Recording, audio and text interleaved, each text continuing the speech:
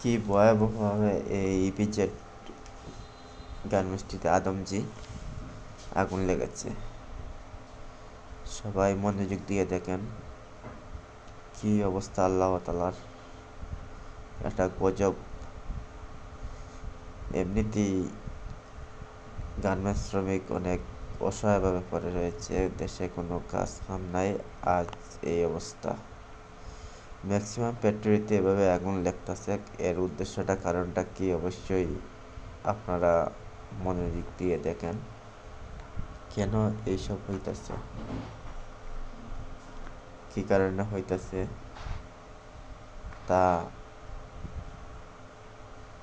আপনারা বিস্তারিত কমেন্ট বক্সে লিখে যাবেন। এই